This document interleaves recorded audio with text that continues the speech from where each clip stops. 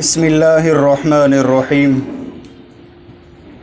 الحمد للہ نحمده ونستعینه ونستغفره ونؤمن به ونتوکل علیہ ونعوذ باللہ من شرور انفسنا ومن سیئات اعمالنا من يهده اللہ فلا مضل له ومن يضلله فلا هادی له ونشهد أن لا إله إلا الله وحده لا شريك له ونشهد أن سيدنا وسندنا ونبينا ومولانا محمدا عبده ورسوله صلى الله عليه وعلى آله وأصحابه وسلم تسليما كثيرا كثيرا أما بعد فقد قال الله سبحانه وتعالى في كلامه المجيد والفرقان الحميد أعوذ بالله من الشيطان الرجيم بسم الله الرحمن الرحيم وذكر فإن الذكرى تنفع المؤمنين وقال الله سبحانه وتعالى والذين آمنوا أشد حبا لله وقال الله سبحانه وتعالى من عمل صالحا من ذكر أو أنثى وهو مؤمن فلنحيينه حياة طيبة آمنت بالله صدق الله مولانا العظيم اللهم صل على سيدنا محمد وعلى آل سيدنا محمد وبارك وسلم میری محترمہ غیرت مند دینی ماؤں اور بہنوں، الحمدللہ ثم الحمدللہ، ہم تمام اس وقت ایک دینی مجلس میں شریک ہیں، اور یہ جتنے بھی اجتماعات ہوتے ہیں، بیانات ہوتے ہیں، درس قرآن، درس حدیث کی محفلیں ہوتی ہیں، یہ تمام محفلیں، مجلسیں دراصل زندگی کی ذمہ داریوں کو سمجھنے کے لیے منعقد کی جاتی ہے، کیونکہ ہم سب ذمہ دار ہیں۔ ادا ہوگی ذمہ داری تو ہوگی رب کی مہربانی۔ ہم تمام کی دو اہم ذمہ داریاں ہیں، نمبر ایک ہم خود بھی نیک بنیں، اور نمبر دو اوروں کو بھی نیکی کی ترغیب دیں۔ یہ دو ہماری بہت ہی اہم اور بڑی ذمہ داریاں ہیں۔ ان دو ذمہ داریوں کو اگر ہم ادا کریں گے کہ ہم خود بھی نیک بنیں گے اور دوسروں کو بھی نیکی کی ترغیب دیں گے، تو انشاءاللہ اس کی برکت سے ہم اللہ رب العزت کے مقبول و محبوب بندے بنیں گے، مقبول و محبوب بندیاں بنیں گی، کیونکہ اللہ رب العزت کو خیر خواہی بہت پسند ہے اور نصیحت خیر خواہی کو کہتے ہیں، بھلائی کی بات کو نصیحت کہتے ہیں۔ اللہ رب العزت کلام پاک میں ارشاد فرماتے ہیں وَذَكِّرْ فَإِنَّ الذِّكْرَى تَنفَعُ الْمُؤْمِنِينَ، اے میرے محبوب صلی اللہ علیہ وسلم، آپ نصیحت کیجئے، یاد دہانی کراتے رہیے۔ کیوں؟ اس لیے کہ نصیحت مومنین کو فائدہ دیتی ہے۔ معلوم ہوا کہ اگر نصیحت ہمیں فائدہ نہیں دے رہی ہے، جتنی تبدیلی ہماری زندگی میں آنی چاہیے، اگر اتنی تبدیلی نہیں آ رہی ہے، تو یہ اس بات کی علامت ہے، نشانی ہے کہ ہمارا ایمانی پاور، ہماری ایمانی طاقت بہت زیادہ کمزور ہے۔ یہ ایمانی طاقت کی کمزوری کی دلیل ہے کہ نصیحت کی باتیں بوجھ معلوم ہوتی ہے۔ کسی شاعر نے کہا ناصحہ مت کر نصیحت، دل میرا گھبرائے ہیں، میں اس کو سمجھوں ہوں دشمن جو مجھے سمجھائے ہیں۔ حضرت امام باقر رحمۃ اللہ علیہ نے اپنے بیٹے حضرت امام جعفر صادق رحمۃ اللہ علیہ کو نصیحت فرمائی۔ ایک دور تھا کہ ہماری مائیں بہنیں اپنے بچوں کو صحابیہ اور اللہ کی مقبول بندیوں کے واقعات سنایا کرتی تھی، طوطا مینا کی کہانی نہیں سناتی تھی۔ تو وجہ یہ ہوتی تھی کہ اس کی برکت سے بچے نیک بن جایا کرتے تھے، بچیوں کی ایمانی طاقت بہت زیادہ مضبوط ہو جاتی تھی، وہ ارتداد کا شکار نہیں ہوا کرتی تھی۔ حضرت امام باقر رحمۃ اللہ علیہ اپنے فرزند حضرت امام جعفر صادق رحمۃ اللہ علیہ کو نصیحت فرماتے ہیں کہ بیٹا، 5 قسم کے لوگوں سے کبھی دوستی نہ کرنا۔ واقعی یہ ان کی بات بہت زیادہ پتے کی ہے۔ بہت ہی اہم بات ہے۔ فرماتے ہیں کہ بیٹا 5 قسم کے لوگوں سے کبھی دوستی نہ کرنا، یہاں تک کہ اگر وہ راہ چلتے ہوئے تمہارے قریب سے گزرنے لگے تو ان کے ساتھ راہ بھی نہ چلنا، یعنی ان کے ساتھ راستہ بھی نہ چلنا، اتنی دوری بنائے رکھنا۔ کون کون ہے وہ 5 حضرات؟ آپ فرماتے ہیں کہ بیٹا جھوٹے آدمی سے کبھی دوستی نہ کرنا۔ کیوں؟ اس لیے کہ جھوٹا آدمی دور کو قریب اور قریب کو دور بتا کر دھوکہ دے دے گا۔ نمبر 2، بیٹا بخیل کنجوس سے کبھی دوستی نہ کرنا، اس لیے کہ جب تجھے ضرورت ہوگی تو ضرورت کے وقت وہ تمہیں چھوڑ دے گا، اس لیے کہ جو اپنی ذات پر خرچ نہیں کر سکتا وہ تم پر کیا خرچ کرے گا۔ نمبر 3، بیٹے فاسق و فاجر، یعنی جو کھلم کھلا اللہ رب العزت کی نافرمانی کرنے والا ہو، اس سے بھی کبھی دوستی نہ کرنا۔ کیوں؟ اس لیے کہ وہ تمہیں 1 روٹی کے بدلے یا 1 روٹی سے کم کے بدلے میں بیچ دے گا۔ حضرت امام جعفر صادق رحمۃ اللہ علیہ کو بہت تعجب ہوا، انہوں نے پوچھا کہ میرے ابا، میرے والد محترم، 1 روٹی سے کم کے بدلے میں بیچنے کا کیا مطلب ہے؟ آپ نے فرمایا یعنی وہ 1 روٹی کی امید پر تمہارا سودا کر دے گا، تمہارا بھاؤ کر دے گا اور تمہیں بھاؤ کا پتہ بھی نہ ہوگا۔ یعنی فاسق و فاجر جو کھلم کھلا اللہ رب العزت کی نافرمانی کر رہا ہو، اس کا کیا اعتبار ہے، کیا بھروسہ ہے؟ جو خدا کا وفادار نہ ہوا وہ بندوں کا کیا وفادار ہوگا؟ اور نمبر 4، بیٹا بے وقوف سے بھی کبھی دوستی نہ کرنا کہ وہ تمہیں نفع پہنچانا چاہے گا اور نقصان پہنچا دے گا۔ اور نمبر 5، بیٹے قطع رحمی کرنے والے، رشتے ناتے توڑنے والوں سے بھی کبھی دوستی نہ کرنا، اس لیے کہ بے وفا بالآخر بے وفا ہی ہوا کرتے ہیں۔ تو حضرت امام جعفر صادق رحمۃ اللہ علیہ کو ان کے والد محترم نے، ابا جان نے کتنی پیاری نصیحتیں کی کہ بیٹا جھوٹے سے، بخیل سے، فاسق و فاجر سے، بے وقوف سے اور قطع رحمی کرنے والے سے ہرگز دوستی نہ کرنا کہ ان میں نقصانات ہی نقصانات ہیں۔ راندیر میں کسی مسجد کے دروازے پر ایک صاحب بیٹھا کرتے تھے اور یکسوئی کے ساتھ زندگی گزارتے تھے، بس گپ شپ کیا کرتے تھے۔ ایک مرتبہ وہ صاحب کسی سے لڑ رہے تھے تو حضرت مولانا سید خلیل صاحب راندیری دامت برکاتہم العالیہ کے جو ابا جان ہیں، یعنی حضرت مولانا سید محی الدین قاضی صاحب، وہ ان کے قریب سے گزرے تو انہوں نے کہا کہ بس جب بھی دیکھو گپ شپ میں رہتے ہو، لڑائی جھگڑا کرتے رہتے ہو، کتنا اچھا ہوتا کہ تم قرآن کریم کی تلاوت کرتے۔ بس یہ نصیحت کی بات ان کے دل پر لگی، چونکہ وہ خود بھی بڑے عاشق قرآن تھے حضرت قاضی صاحب، تو نصیحت کرنے والا جب عمل کرنے والا ہوتا ہے تو اس کی نصیحت کا ضرور فائدہ ہوتا ہے۔ انہوں نے اس کے بعد قرآن کریم کی تلاوت کو اوڑھنا بچھونا بنایا۔ ایک دفعہ حضرت مولانا سید خلیل راندیری صاحب سے ان کی ملاقات ہوئی تو انہوں نے کہا کہ جب سے تمہارے ابا نے مجھے قرآن کریم کی تلاوت کی تاکید کی تھی، آج کا دن اور وہ دن الحمدللہ 750 قرآن کریم میں تلاوت میں ختم کر چکا ہوں۔ اللہ کے نیک مقبول بندے آج بھی ایسے دنیا میں موجود ہے۔ دیکھیے اس سے معلوم ہوا کہ نصیحت مومنین کو ضرور فائدہ دیتی ہے۔ یہ اور بات ہے کہ اگر ہمارے دل کا برتن صحیح نہیں ہے تو پھر ظاہر سی بات ہے کوئی بڑے سے بڑے اللہ کے ولی کی بات بھی دل میں نہیں اتر سکتی۔ جو بندی یا جو بندہ بد نظری کا ارتکاب کرنے والا ہوتا ہے، یعنی اس کی نظر سلامت نہیں رہتی، پھر اس کی دل کے اصلاح وقت کے جنید اور بایزید بھی نہیں کر سکتے۔ اس امت میں ایسی بندیاں موجود ہیں، ایسی عورتیں موجود ہیں جو قرآن کریم کی تلاوت کو اپنا اوڑھنا بچھونا بناتے ہیں۔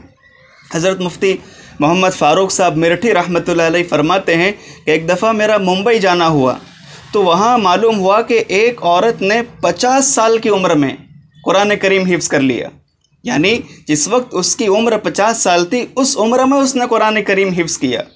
اگر ہم قرآن کریم کی عاشق بنیں گے، قرآن کریم کی تلاوت کو اوڑھنا بچھونا بنائیں گے تو اتنی بڑی خیر وجود میں آئے گی۔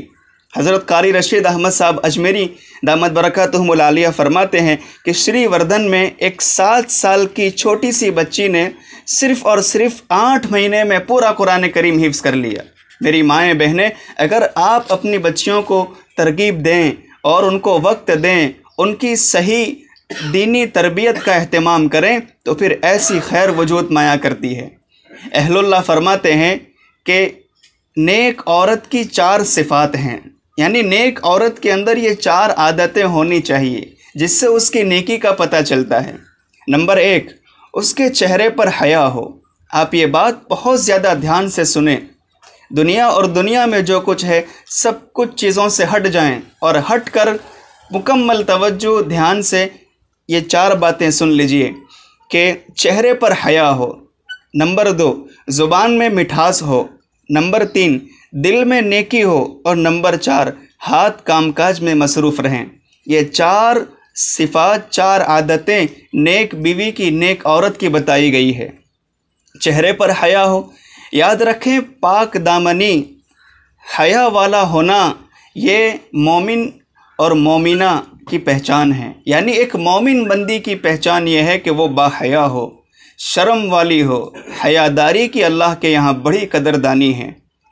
حضرت شیخ عبدالحق محدث دہلوی نور اللہ مرقدہ ایک قصہ بیان فرماتے ہیں۔ آپ اس قصے کو سنیے اور اندازہ لگائیے کہ وہ عورت کتنی پاک دامن تھی کہ اللہ رب العزت نے اس عورت کی برکت سے اپنی رحمت کو برسایا، بارش کو برسایا۔ سنیے، حضرت شیخ عبدالحق محدث دہلوی نور اللہ مرقدہ فرماتے ہیں کہ ایک دفعہ دہلی میں یعنی دلی میں قحط ہوا، بارش نہیں برس رہی تھی، سب پریشان تھے، یہاں تک کہ جانور بھی کھانے اور پانی کو ترس رہے تھے۔ علماء نے مشورہ کیا کہ اللہ رب العزت ہم سے ناراض ہے، یہی وجہ ہے کہ بارش برسنا بند ہو چکی ہے، قحط سالی ہے، دکاڑ کا ماحول ہے، آئیے ہم سب ایک میدان میں جمع ہوتے ہیں اور اللہ کے حضور گڑ گڑاتے ہیں، روتے ہیں، انشاءاللہ اللہ تعالیٰ بارش ضرور برسائیں گے۔ سارے علماء، عوام، خواص، بوڑھے، بچے، یہاں تک کہ بہت سے لوگ اپنے جانوروں کو بھی لے کر میدان میں آ گئے کہ آج ہم خوب دعا کریں گے۔ اتفاق سے فجر سے لے کر عصر تک وہیں رکے، کافی دھوپ تھی لیکن بارش کے آثار نظر نہیں آئے۔ ایک نوجوان اونٹ پر سوار اپنی ماں کو لے کر جا رہا تھا۔ اس نے جب مجمع دیکھا تو وہ مجمع کے قریب آیا اور اس نے پوچھا کہ بھائی کیا ہوا، کیوں سب جمع ہیں، کوئی اہم مسئلہ پیش آیا ہے؟ تو ایک صاحب نے بتایا کہ بیٹا آپ تو جانتے ہو کہ اس وقت قحط سالی کا زمانہ ہے، بارش نہیں ہو رہی اور سب دعا کر رہے ہیں لیکن کسی کی دعا قبول نہیں ہو رہی ہے۔ اس نے کہا اچھا، میں ابھی دعا کرتا ہوں اور ابھی دعا کروں گا بارش برسے گی۔ وہ مجمع میں سے نکل کر اونٹ کے پاس آیا اور وہاں اس نے 2 جملے دعا کے کہے کہ اللہ رب العزت نے موسلا دھار بارش برسا دی۔ علماء بھاگے ہوئے اس آدمی کے پاس آئے اور کہا تو کون سا مقبول بندہ ہے، کتنا مستجاب الدعوات بندہ ہے کہ 2 لفظ دعا کے نہیں کہے کہ اللہ رب العزت نے بارش برسا دی، یہ کیا ماجرا ہے؟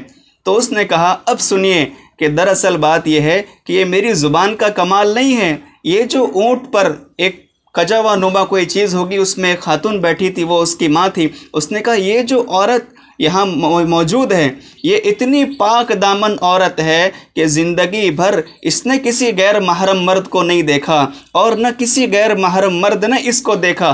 تو جب میں یہاں آیا تو میں نے اپنی والدہ کی چادر کا کونا پکڑ کر دعا کی کہ اللہ میری امی بڑی پاک دامن ہے، اگر آپ کے یہاں اس کی پاک دامنی کی کوئی قدردانی ہے تو آپ اس پاک دامن خاتون کا واسطہ سن لیجئے اور اس پاک دامن عورت کی برکت سے بارش برسا دیجئے اور اپنی مخلوق کو اتنا زیادہ عذاب میں مبتلا نہ کیجئے۔ جب میں نے میری پاک دامن امی کا دامن پکڑ کر دعا کی تو اللہ رب العزت نے اس پاک دامن عورت کی برکت سے بارش برسا دی۔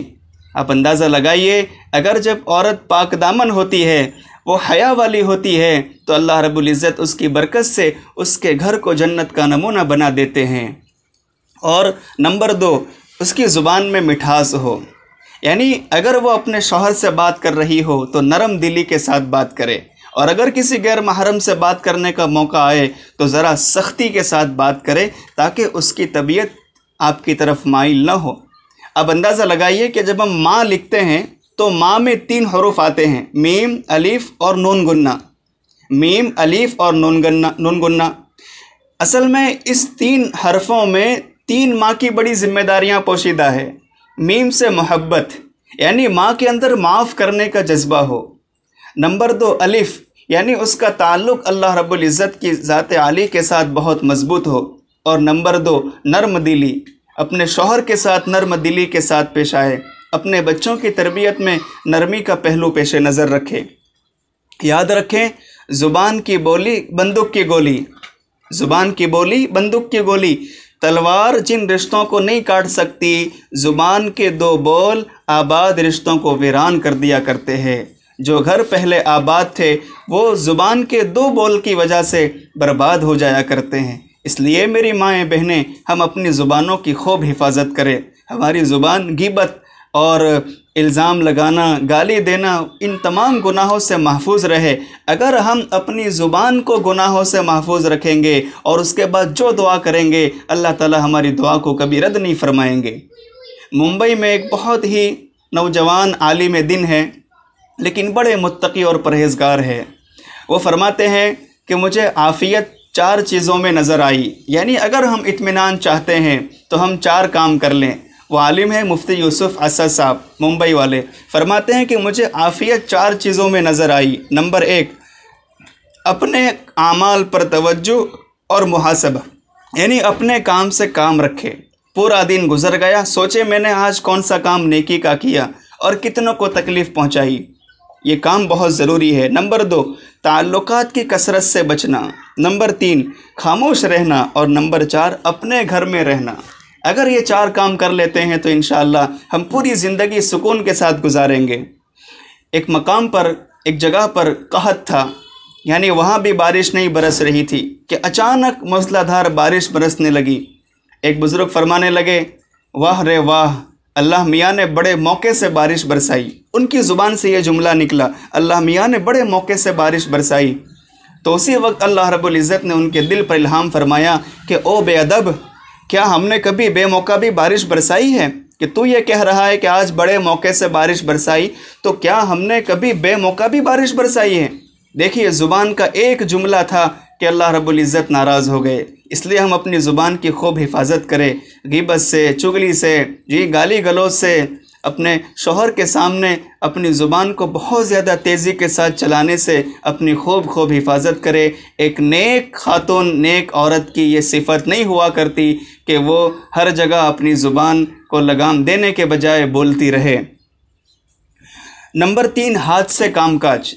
आप ये काम कर लीजिए कि हाथ से काम हो, ज़ुबान पर अल्लाह का नाम हो। आप जब खाना बनाएं, दुरूद शरीफ पढ़ते पढ़ते बनाएं।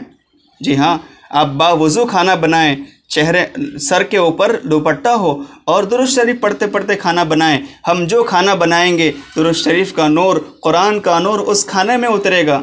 वही खाना जब हमारे बच्चे खाएंगे और हमारे शौहर खाएंगे, घर के दूसरे मर्द हजरात खाएंगे, तो खाने का असर भी पड़ता है। उसकी बरकत से इंशाअल्लाह सारे बच्चे नेक बनेंगे। एक सहाबिया ने तन्नूर पर रोटी बनाई। जब रोटियां बनकर तैयार हो गई तो उसने अपनी एक दूसरी बहन से कहा कि देखो बहन, मेरी तो रोटियां भी बन गई और 3 पारों की तिलावत भी ख़त्म हो गई।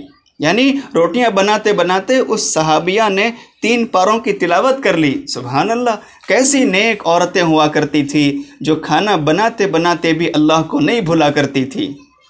हज़रत पीर ज़ुल्फ़कार अहमद साहब नक्शबंदी दामत बरकातुहुमुल आलिया फरमाते हैं कि कराची में एक साहब के यहाँ मेरा जाना हुआ। बड़े ताल्लुकात थे और दस्तरखान लगाया, खाना खाया। तो वो घर के आदमी कह रहे थे कि हज़रत, आज आप हमारे घर में आने वाले थे और मेरी अहलिया ने जो खाना बनाया है, यानी मेरी बीवी ने जो खाना बनाया है, तो 21 मरतबा सूरह यासीन ख़त्म किया है। यानी खाना बनाते बनाते उस औरत ने 21 दफ़ा सूरह यासीन पढ़ ली। अब बताएं उस खाने में कितना नूर रहा होगा। इसलिए आप ये 2 काम ज़रूर कर लीजिए कि हाथ से काम, ज़ुबान पर अल्लाह का नाम। फिर देखें अल्लाह ताला की रहमतें कैसे हम पर बरसती है। और नंबर 4, दिल में नेकी। याद रखें, हम सब के दिल में अल्लाह रब्बुल इज़्ज़त की मोहब्बत का बीज मौजूद है, बस उसको पानी पहुंचाने की ज़रूरत है। हज़रत इब्राहीम अलैहिस्सलातु वस्सलाम की तरफ अल्लाह रब्बुल इज़्ज़त ने वही नाजिल फरमाई, ए इब्राहीम, अपने दिल को धो लिया करो। हज़रत इब्राहीम अलैहिस्सलाम ने पूछा, बड़ा ताज्जुब हुआ कि दिल को कैसे धोएंगे? अगर ज़ाहिरी बदन को तो हम धोना चाहें तो पानी से धो सकते हैं, लेकिन दिल को कैसे धोएंगे? आम पानी तो वहाँ नहीं पहुँचता। अल्लाह रब्बुल इज़्ज़त ने वही नाजिल फरमाई, ए इब्राहीम, ये आम पानी से नहीं धुला करता, ये तो उन नदामत के आंसुओं से धुल जाता है जो आँखों से गिरते हैं। میری مائیں بہنیں، اگر ہم راتوں کو گڑ گڑانے والے بنے، رونے والے بنے، اللہ کے حضور اپنی عاجزی کا اظہار کرنے والے بنے، پھر دیکھیں زندگی میں کیسے انقلاب آ جاتا ہے۔ عثمان ابن سعودہ ایک بہت بڑے اللہ کے ولی گزرے ہیں۔ ان کی امی بڑی نیک طبیعت تھی، بہت زیادہ عبادت گزار تھی، دن رات یاد الہی میں اس کے بسر ہوا کرتے تھے۔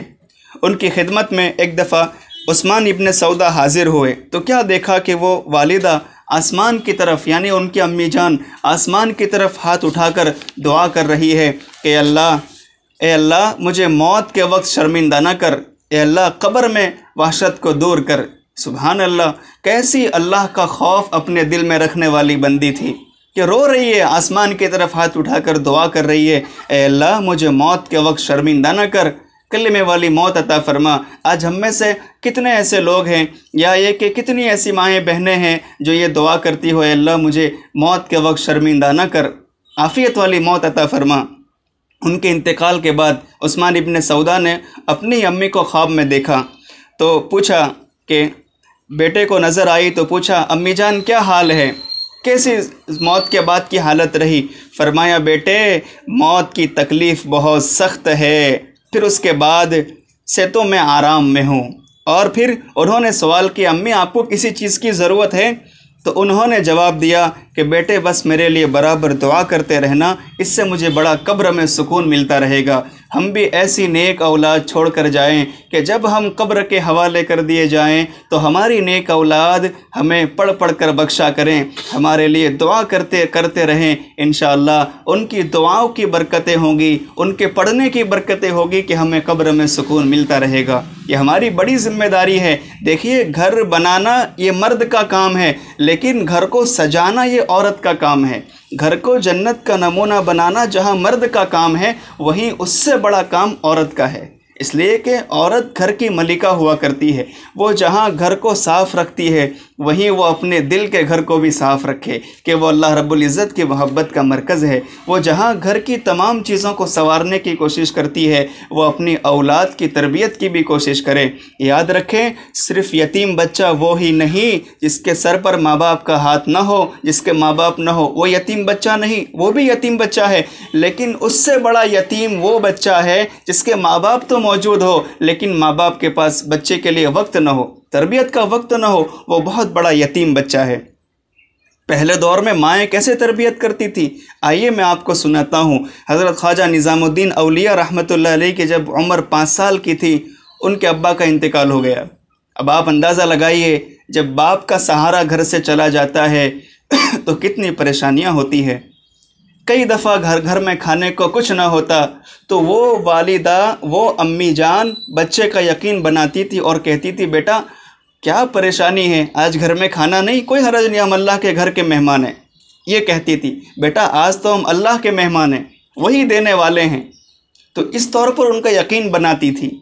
ایک دفعہ نیا چاند ہوا، حضرت خواجہ نظام الدین اولیاء رحمۃ اللہ علیہ نئے چاند کی مبارکبادی دینے کے لیے اپنی امی کے پاس آئے۔ امی نیا چاند ہوا ہے، مبارکبادی۔ انہوں نے کہا، بیٹا آنے والے چاند پر تم کس کو مبارکباد دو گے؟ کیا کہا؟ جب آنے والا چاند آئے گا، نیا آنے والا مہینہ، تو تم اس وقت کس کو مبارکبادی دینے جاؤ گے؟ آپ سمجھ گئے کہ اب میری والدہ کا انتقال ہونے والا ہے۔ اب رونے لگے، رو کر پوچھا، اے اماں، ابا تو سر پر نہ رہے، اب ابا کا سایہ سر سے اٹھ چکا، اب آپ بھی مجھے چھوڑ کر جانے والی ہو، آپ مجھے یہ تو بتائیں آپ مجھے کس کے سہارے چھوڑ کر جانے والی ہو؟ ان کے والدہ نے کچھ نہ کہا اور کہا، اس کا جواب کل دوں گی۔ دوسرے دن تہجد کے وقت خادمہ حضرت خواجہ نظام الدین اولیاء کے پاس آتی ہے اور کہتی ہے، چلو نظام الدین، تمہیں تمہاری امی بلا رہی ہے۔ آپ ان کے پاس پہنچے تو امی نے کہا کہ بیٹا کل تم نے ایک سوال کیا تھا، اس کا جواب آج میں دینا چاہتی ہوں، تمہارا دایاں ہاتھ میرے ہاتھ کے پاس بڑھا دو۔ انہوں نے اپنا دایاں ہاتھ بڑھایا تو امی نے اپنا دایاں ہاتھ ان کے دائیں ہاتھ پر رکھ کر کہا، اے اللہ میں نظام الدین کو تیرے سپرد کرتی ہوں۔ اللہ اکبر! کیسی خواتین ہوتی تھی، کیسی نیک بندیاں ہوتی تھی جو اپنے بچوں کا اس طور پر یقین بنایا کرتی تھی۔ اس لیے ہم بھی اس بات کا خاص اہتمام کریں، اپنی بچیوں کی اور بچوں کی تربیت کی طرف توجہ دیں، گھر میں تعلیم کا نظام ہو۔ صحابیات کے صرف واقعات نہ سنائیں، اس سے نہ سنائیں، بلکہ ان سے سبق کیا حاصل ہوتے ہیں ان کو بھی خاص طور پر بیان کریں۔ اور جب بیٹی شادی کی عمر کو پہنچ جائے، میری مائیں بہنیں، میں آپ سے ہاتھ جوڑ کر ریکویسٹ کرتا ہوں، اللہ کا واسطہ دے کر کہتا ہوں، مجھ فقیر کی صدائیں آپ سن رہی ہے، اللہ کے واسطے میری یہ بات آپ دل کے کانوں سے سنیں۔ جب آپ کی بیٹی شادی کی عمر کو پہنچ جائے، ہرگز بھی ان کی شادی میں تاخیر نہ کرے، جیسے ہی مناسب رشتہ مل جائے، اللہ کے حوالے اس رشتے کو کر کے اپنی بیٹی کو رخصت کر دے، اور صرف رخصت نہ کرے بلکہ اس کی بہترین تربیت کر کے اس کو رخصت کرے۔ ایک بزرگ کی بیٹی شادی کے وقت رخصت ہو رہی تھی تو انہوں نے ان کو 3 نصیحتیں کی۔ کہا، بیٹی، آج تک تو میرے گھر میں رہی اور آج تو روانہ ہو رہی ہے، کسی اور کے گھر کو سجانے کے لیے جا رہی ہے۔ میری پیاری بیٹا، تم 3 باتوں کا خاص لحاظ رکھنا۔ پہلی نصیحت یہ کی کہ بیٹا، غرور اور ضد سے بچنا، یعنی تکبر سے، اپنے آپ کو بڑا بتلانے سے بچنا، اور ضد نہ کرنا، اس لیے کہ یہ طلاق کی کنجی ہے۔ آپ اندازہ لگائیں کہ اگر 100 عورتوں کو طلاق ہوتی ہے تو اس میں سے 99 یا اس میں سے 90 سے 100 کے اندر تک کی تعداد وہ ہوگی جو ضد کی وجہ سے، یا یہ کہ اپنے شوہر کے سامنے بڑے بڑے بولنے کی وجہ سے طلاق حاصل کر لیتی ہے۔ یہ کیوں؟ اس لیے کہ جب عورتوں میں ضد کا مادہ زیادہ ہوتا ہے اور وہ قناعت والی نہیں ہوتی تو پھر خود ہی اپنے پیروں پر وہ کلہاڑی مار لیتی ہے۔ اس لیے کہا کہ میری پیاری بیٹی، آج تو رخصت ہو رہی ہے، آج تو جا رہی ہے، اپنے باپ سے یہ نصیحتیں سنتی جا کہ بیٹا، غرور یعنی بڑا بڑا بولنا، اپنے آپ کو بڑا دکھلانا، غرور اور ضد سے بچنا، اس لیے کہ غرور اور ضد یہ طلاق کی کنجی ہے، اس سے بہت جلدی طلاق کے دروازے کھل جاتے ہیں۔ ایک خاتون کا اسی طرح طلاق ہوا، وہ تو بہت زیادہ خوبصورت تھی، اس کی سہیلیاں اور اس کے رشتہ دار اس کو بیوٹی کوئین کہا کرتے تھے، لیکن اس میں ضد کا بہت زیادہ مادہ تھا۔ وہ بات بات پہ شوہر سے لڑتی تھی، چھوٹے مسئلے کو بڑا بنا دیتی تھی۔ وجہ پھر کیا ہوا؟ بس کچھ ہی ماہ گزرے تھے کہ اس کی طلاق ہو گئی، حالانکہ بہت خوبصورت تھی۔ یاد رکھیں، خوبصورتی کا اعتبار نہیں ہوا کرتا، خوبصیرتی کا اعتبار ہوا کرتا ہے۔ ہم اپنی بچیوں کو خوبصورت بنائیں، جی ہاں، ان کی خوب اچھی تربیت کریں۔ دوسری نصیحت یہ کی کہ بیٹی، سرما اور پانی کا استعمال بہت زیادہ کرنا۔ اب سرمے سے کیا مراد؟ سرمے سے مراد یہ ہے کہ تم اپنی میاں کے لیے تیار ہونا، اور نمبر 2، میلے کچیلے نہ رہنا، پانی کا استعمال کرنا ہے، نہاتے رہنا۔ اور نمبر 3، بیٹا، قناعت اور انکساری کو اپنا ہتھیار سمجھنا۔ قناعت یعنی جو مل جائے اس پر اللہ کا شکر ادا کرنا، اور عاجزی، تواضع اللہ تعالیٰ کو بہت پسند ہے۔ اس کی برکت سے اللہ تعالیٰ ہمیں بہت جلدی اپنا مقام قرب عطا فرماتے ہیں۔ حضرت ابراہیم بن ادہم رحمۃ اللہ علیہ بلخ سے نکلے اور بیت اللہ کا دیدار کرنا چاہتے تھے، لیکن آپ نے کیسے سفر کیا؟ لوگ تو پیروں کے بل چل کے جاتے ہیں، ابراہیم ابن ادہم رحمۃ اللہ علیہ نے پلکوں کے بل چل کر یہ سفر پورا کیا۔ اب ہو سکتا ہے بہت سی ماؤں بہنوں کے دل میں یہ امید پیدا ہو رہی ہوگی کہ مولانا کوئی نسخہ بتا دیجئے، کوئی عمل بتلا دیجئے کہ ہم بھی کعبۃ اللہ کا دیدار کریں۔ تو آپ ہمیشہ یہ بات یاد رکھیں کہ اپنے گھر میں ایک ڈبہ بنا لیجئے اور اس میں حج اور عمرے کی نیت سے پیسے جمع کرتے رہیں۔ پیسوں کی مقدار کو نہ دیکھیں، اللہ تعالیٰ کے یہاں فیصلے نیت کی بنیاد پر ہوتے ہیں، اور حج اور عمرہ مال و دولت کی بنیاد پر نہیں ہوتا، وہ تو اللہ رب العزت کے فضل اور ہماری طلب کی بنیاد پر ہوتا ہے۔ اگر ہم اس نیت سے پیسے جمع کریں گے، انشاءاللہ چاہے پیسے کم ہیں، رکاوٹیں ہیں، ہماری طلب پر اللہ تعالیٰ راستے کھول دیں گے۔ تو ابراہیم ابن ادہم رحمۃ اللہ علیہ بلخ سے نکلے، ایک قدم اٹھاتے جگہ صاف کر کے 2 رکعت نماز پڑھتے، پھر ایک قدم اٹھاتے پھر 2 رکعت نماز پڑھتے۔ اس طور پر سجدوں کی سوغات لے کر 2.5 سال کے عرصے میں وہ بلخ سے بیت اللہ پہنچے اور کعبۃ اللہ کا طواف کر کے دعا کی کہ اے میرے مہربان رب، سب آپ کے گھر کے دیدار کے لیے پیروں کے بل چل کے آتے ہیں، میں تو پلکوں کے بل چل کر آیا ہوں، اے میرے مہربان رب آپ مجھے محروم نہ فرمائیے، میری لاج رکھ لیجئے۔ اس کے بعد آپ کی نظر ایک خاتون پر پڑی، وہ بڑھیا تھی، رابعہ بصریہ تھی۔ رابعہ بصریہ اللہ کی بہت نیک بندی گزری ہے۔ رابعہ بصریہ پر آپ کی نظر پڑی، دیکھا کہ اس پر اللہ کی رحمت چھم برس رہی ہے، تو وہ ان کے پاس گئے اور کہا بہن آپ کا کیا عمل ہے کہ میں دیکھ رہا ہوں کہ آپ کے اوپر رحمت برس رہی ہے؟ وہ بھی رابعہ بصریہ تھی، اس نے ایک جملے میں جواب دیا، کہا ابراہیم تم تو سر نیاز لے کر آئے ہو، میں دل نیاز لے کر آئی ہوں، تم جھکنے والا سر لے کر آئے ہو، میں جھکنے والا دل لے کر آئی ہوں۔ جب بندے اور بندیاں اپنی طلب دکھاتے ہیں، اللہ کے حضور گڑ گڑاتے ہیں، تو اللہ تعالیٰ اپنے گھر کے لیے دروازے کھول ہی دیتے ہیں۔ لہٰذا ہم اللہ کو اپنی طلب دکھائیں، جی اللہ کے حضور تڑپیں، اور دنیا داری کو اپنا ہرگز مقصد نہ بنائیں۔ 3 منزلیں ہیں اور 3 رکاوٹیں ہیں۔ قبر ہماری منزل ہے لیکن رکاوٹ غفلت ہے۔ ہم موت سے غافل ہو جاتے ہیں لیکن موت ہم سے غافل نہیں ہے۔ ہم اللہ رب العزت سے غافل ہو جاتے ہیں لیکن اللہ رب العزت ہر دم ہمیں دیکھ رہے ہیں۔ اللہ کو اپنا بنا لو، اللہ سے لو لگا لو، اللہ سے غفلت کیسی، اللہ سے دوری کیسی، یہ زندگی ایک مہلت ہے، روٹھے ہوئے رب کو منا لو۔ تو قبر ہماری منزل ہے لیکن غفلت رکاوٹ ہے۔ نمبر 2، آخرت ہماری منزل ہے، دنیا رکاوٹ ہے۔ ایک بادشاہ نے بہت خوبصورت محل بنوایا اور پھر اعلان کیا کہ جو میرے محل سے کوئی فالٹ نکال کر بتا دے تو میں اس کو انعام دوں گا۔ اب لوگ آ رہے ہیں اور دیکھتے جا رہے ہیں، کوئی خرابی نظر نہیں آ رہی تھی۔ ایک فقیر وہاں سے گزرا، سب لوگ جمع تھے، اس نے کہا بھائی کیا ہوا، کیوں جمع ہیں؟ تو لوگوں نے کہا تمہیں بادشاہ کا اعلان نہیں پہنچا کہ بادشاہ نے اعلان کیا ہے کہ جو اس محل میں سے کوئی فالٹ نکال دے اس کو انعام دیا جائے گا۔ تو اس نے ایک نظر محل کو دیکھا اور کہا آپ کو خرابی نظر نہیں آتی، اس میں 2 بڑے بڑے فالٹ ہیں۔ لوگ بادشاہ کے پاس لے گئے تو بادشاہ کے سامنے اس نے کہا بادشاہ سلامت، آپ پریشان نہ ہوئیے، مجھ پر غصہ نہ ہوئیے، اس محل میں 2 بڑے عیب ہے۔ نمبر 1، آپ اس محل میں ہمیشہ نہیں رہیں گے اور یہ محل بھی ہمیشہ محل نہیں رہے گا۔ تجھے پہلے بچپن نے برسوں کھلایا، جوانی نے آ کر پھر مجنون بنایا، بڑھاپے نے آ کر کیا کیا ستایا، اجل تیرا کر دے گی بالکل صفایا، جگہ جی لگانے کی دنیا نہیں ہے، یہ عبرت کی جا ہے تماشا نہیں ہے۔ گھر سے ایک مسافر چلا جس کے کچھ ارمان تھے، 2 قدم آگے بڑھا راستے میں قبرستان تھے، قبرستان میں ایک ہڈی ملی جس کے کچھ بیان تھے، او مسافر سنبھل کے چل ہم بھی کبھی انسان تھے۔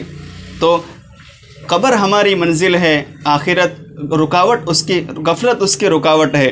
آخرت ہماری منزل ہے مگر دنیا کی محبت اس کی رکاوٹ ہے۔ اور نمبر 3، اللہ تعالیٰ کی معرفت حاصل کرنا، اللہ تعالیٰ کی پہچان حاصل کرنا ہماری منزل ہے، لیکن نفس کی خواہشات اس کی رکاوٹ ہے۔ میری مائیں بہنیں، اگر آپ کامیاب زندگی گزارنا چاہتی ہیں تو اپنی زندگی ضرورتوں کے تابع گزاریں، اس لیے کہ ضرورت کنارہ ہے اور خواہشات ایک سمندر ہے۔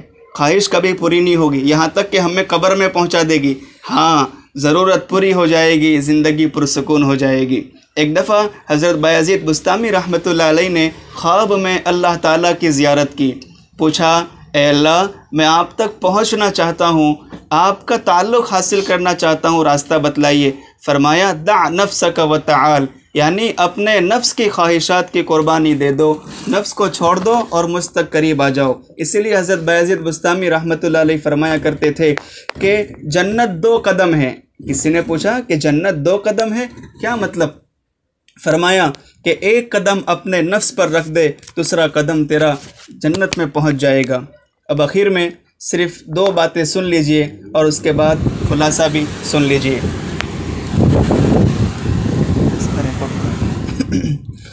ایک شخص حضرت ابراہیم ابن ادہم رحمۃ اللہ علیہ کی خدمت میں آیا اور اس نے درخواست کی کہ حضرت کوئی طریقہ بتلا دیجئے کہ میں گناہ بھی کرتا رہوں اور مجھے عذاب نہ ہو۔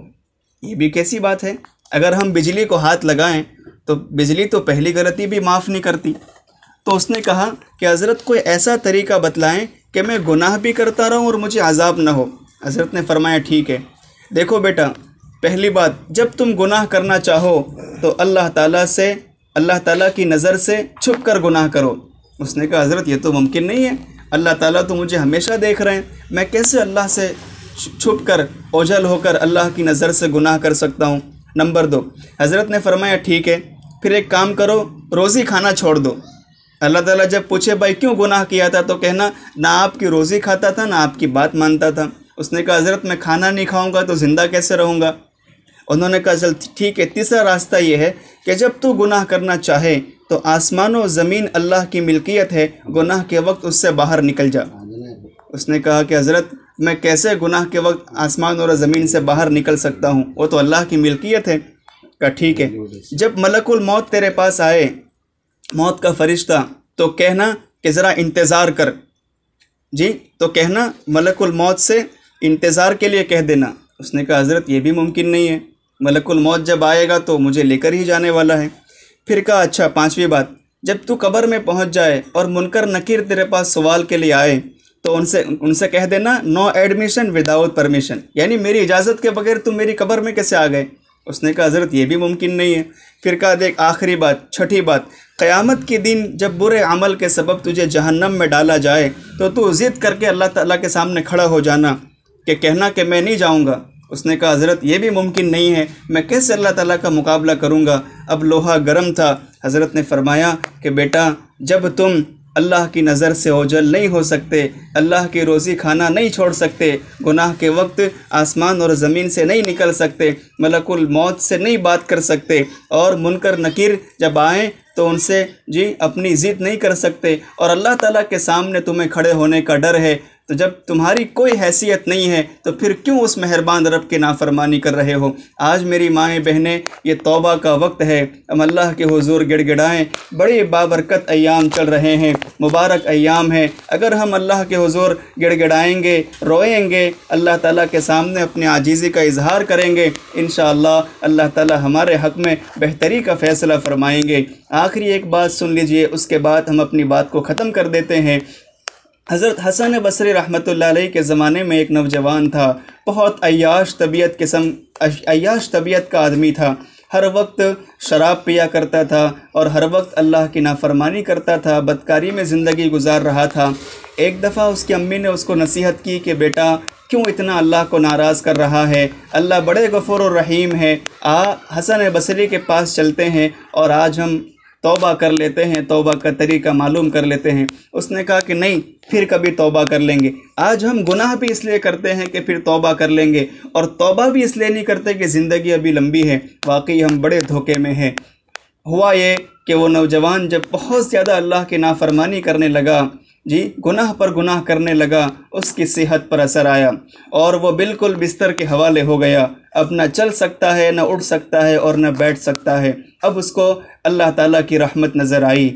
अब उसका सहारा सिवाय अल्लाह की रहमत के कुछ और न था। उसने अपनी अम्मी से कहा कि अम्मी जान, अब आप जाइए हसन बसरी के पास और कहिए कि जब मैं आने की ताकत रखता था तब तो मैं ना आया, आज मैं अल्लाह के अज़ाब का निशाना बन चुका हूँ।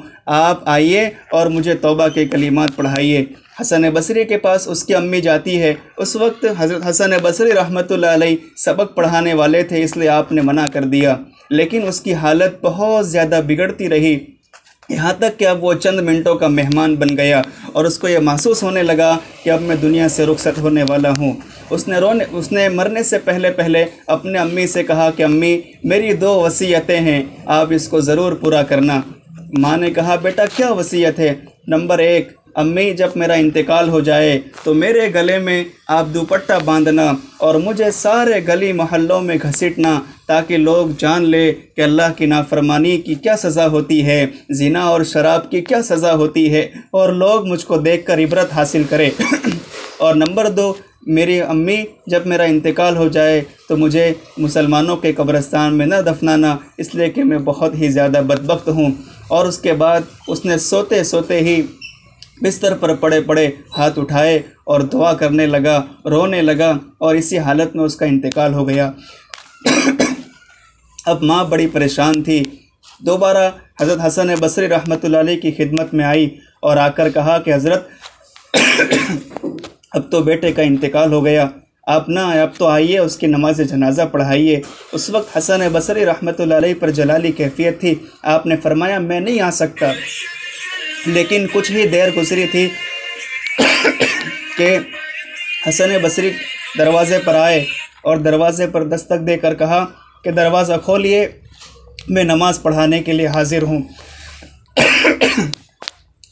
اس کے بعد انہوں نے فرمایا کہ جب آپ میرے پاس آئی تھی اس کے بعد مجھے نیند لگی تو میں نے خواب میں دیکھا مجھے کوئی کہنے والا کہہ رہا تھا کہ اے حسن اٹھ اور اس میرے اللہ کے ولی کا جنازہ پڑھا دے جس کا ابھی ابھی انتقال ہوا ہے۔ دیکھ لیجئے، جس نے پوری زندگی اللہ کی نافرمانی کی، آخر وقت میں اللہ رب العزت کو اس کی عاجزی پسند آ گئی اور اللہ رب العزت نے اس کو اپنا مقبول بندہ بنا لیا۔ ہم بھی اللہ رب العزت کے حضور گڑ گڑاتے ہیں اور توبہ کرتے ہیں، آج سے ایک نئی زندگی کا آغاز کریں گے۔ دعا کرتے ہیں کہ اللہ تعالی ہم تمام کو اپنے مقبول و محبوب بندوں میں شامل فرمائیں۔ وآخر دعوانا ان الحمد للہ رب العالمین۔